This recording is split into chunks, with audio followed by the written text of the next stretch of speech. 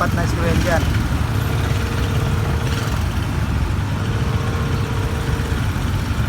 Ayan, kailangan matuto.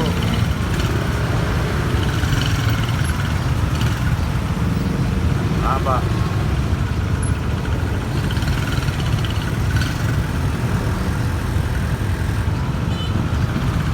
So alam mo na yung color coding ng wire.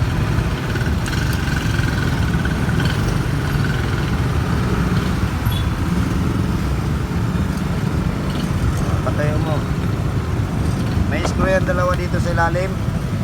I-screw mo rin yan.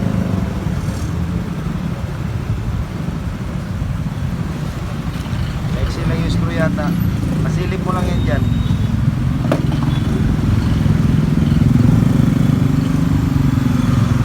Ito, sa ilalim mo.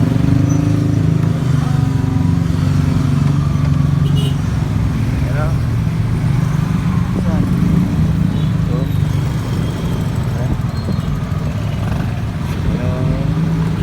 Screw. Lagyan mo na screw yan. Dito. Ha? Maiksi lang yan. Yan talaga ang magtrabaho.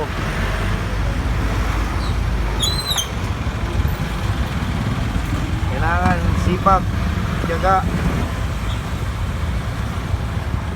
Hindi yung konting trabaho lang reklamo na agad. Hindi ganyan. Kailangan pag electrical ka, kailangan mo talaga tiyaga at sipag.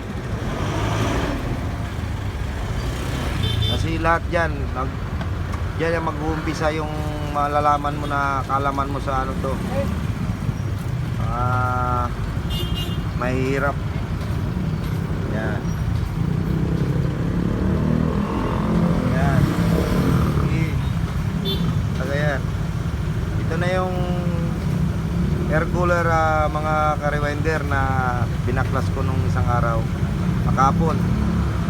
So natapos na pong na-rewind yan. Hindi ko lang na-videoan kasi yung pag-rewind kasi na-busy rin eh.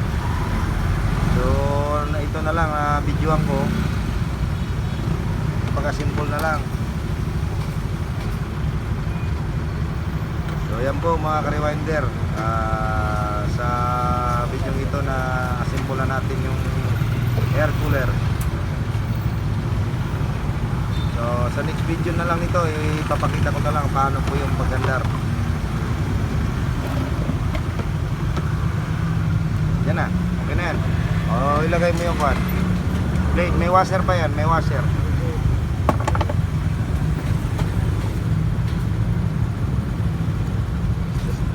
Taas yata yan, dali.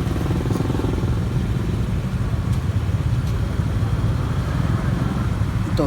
O yan.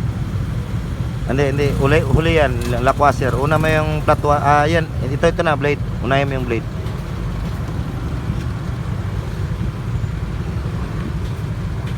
Half mo niya tayo anak. Tingnan mo yung half niya. Kamera na yan. Tinuruan ko kasi ito para mamahasa ba. Oo, turuan mo kasi ikaw matanda ka naman. Ipamana mo rin yung sa ano mo. Ay, Sa syempre. mga kanak-anakan mo. Sa anak ko talaga. Kanak-anakan. Yung dami naman sir. Ganda yung pagka-video natin. Tapos dyan, makisingit ka ng salita. Siyempre, miyembro ta ng AB. Oo. Tested ka na. Pero yung mga baguhan mo, maliitin. Grabe ka naman. Maliitin. Sinabi ko na kasi ipamana mo yung ano mo. Oy, iba yung kami, may laman yung pananalita mo eh.